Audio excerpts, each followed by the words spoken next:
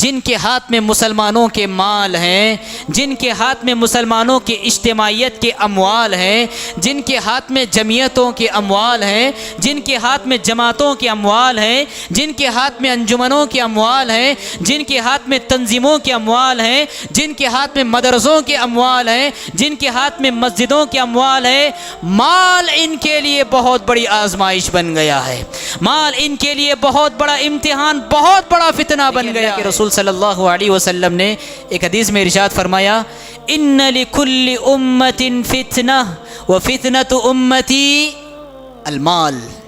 کیا فرمایا اللہ کے رسول نے؟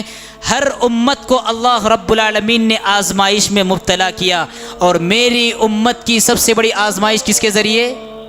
مال کے ذریعے۔ مال کے لیے انسان سامنے والے کو جھوٹ بولتا ہے، مال کے لیے انسان سامنے والے کو دھوکہ دے گا، مال کے لیے انسان رشتہ داریوں کو ختم کرے گا، مال کے لیے انسان لڑے گا، بھڑے گا، لڑائی کرے گا، مال کے لیے انسان پرانی دوستیوں کو ختم کرے گا، مال کے لیے انسان اپنے بہنوں کو حق میراث سے محروم کرے گا، مال کے لیے انسان اپنے والدین کو تک قربان کرے گا، مال کے لیے انسان انسانی جان کو لینے تک بھی دریغ نہیں کرے گا۔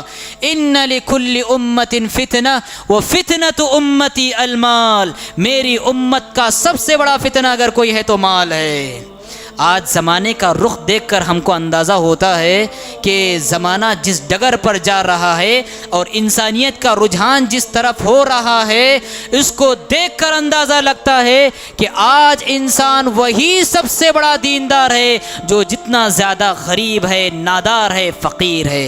ورنہ جن کے ہاتھ میں اموال ہیں، جن کے ہاتھ میں مسلمانوں کے مال ہیں، جن کے ہاتھ میں مسلمانوں کی اجتماعیت کے اموال ہیں، جن کے ہاتھ میں جمعیتوں کے اموال ہیں، جن کے ہاتھ میں جماعتوں کے اموال ہیں، جن کے ہاتھ میں انجمنوں کے اموال ہیں، جن کے ہاتھ میں تنظیموں کے اموال ہیں، جن کے ہاتھ میں مدرسوں کے اموال ہیں، جن کے ہاتھ میں مسجدوں کے اموال ہیں، مال ان کے لیے بہت بڑی آزمائش بن گیا ہے، مال ان کے لیے بہت بڑا امتحان، بہت بڑا فتنہ بن گیا ہے۔ لہٰذا خاص طور پہ 3 باتوں کو یاد رکھنے کی ضرورت ہے۔ سب سے پہلی بات یہ ہے، اگر ہم مال کے فتنے سے، دنیا کے فتنے سے بچنا چاہتے ہیں، جتنا ہو سکے قرض لینے کی مصیبت سے اپنے آپ کو بچا کے رکھیں۔ جتنا ہو سکے قرض لینے سے اپنے آپ کو قرض دیں، آپ قرض دیں، بڑی فضیلت ہے قرض دینے کی، لیکن لینے کے معاملے میں جتنا بچ سکتے ہیں بچ جائیے آپ۔ پہلی بات یہ۔ دوسری بات یہ ہے کہ دوسروں کے مال و دولت سے اپنے مقاصد مکمل کرنے کی آرزو نہ رکھیں۔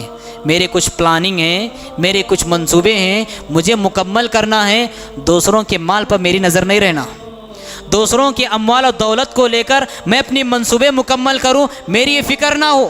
دوسری بات یہ۔ اور تیسری بات یہ ہے کہ امت کے اجتماعی اموال کی ذمہ داری ہم نہ اٹھائیں، ہمارے جیب امت کی اجتماعیت کے اموال سے دور رہیں، ہماری گھر کی تجوری امت کے اجتماعی اموال سے دور رہے۔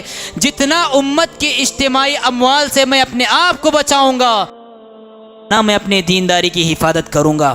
اور اگر امت کی اجتماعیت کے اموال کی ذمہ داری ہم اٹھاتے ہیں، ہم کو بچنا چاہیے، ڈرنا چاہیے، سہمنا چاہیے۔ جس طرح میں اپنے گناہوں کے ظاہر ہونے پر سہم جاتا ہوں، کپا جاتا ہوں، ویسے ہی امت کے اموال کے سلسلے میں خیانت کرنے سے بھی مجھے ڈرنا چاہیے۔ ان لکل امت فتنہ وفتنۃ امتی اموال۔ تو یہ 3 بڑے ہمارے دین کے دشمن ہیں۔ نمبر 1 ہمارا نفس، نمبر 2 شیطان، اور نمبر 3 یہ دنیا کا مال و دولت۔ یہ تین دشمنوں کو اگر انسان شکست دے دے، انسان کامیاب ہے، انسان کامیاب ہے۔ اگر تین دشمنوں کو وہ مات دے دے، وہ ہرا دے، انسان دیندار ہے، انسان جنتی ہے، انسان رب کی بھڑکائی ہوئی جہنم سے بچ جائے گا، انسان اللہ سے پیار کرنے والا، یہ آخرت کا طلبگار، یہ دنیا بیزار انسان ہے۔ اگر تینوں میں سے ایک کے سامنے بھی انسان شکست کھا جائے، ایسا انسان ناکام ہے ایسا انسان۔ تو لہٰذا بیک وقت 3 محاذوں پر ہم کو کام کرنا ہے، اور 3 جنگیں ہم کو کرنا ہے، اور 3 لڑائیاں ہم کو لڑنا ہے۔ اسی طرح سے حضرات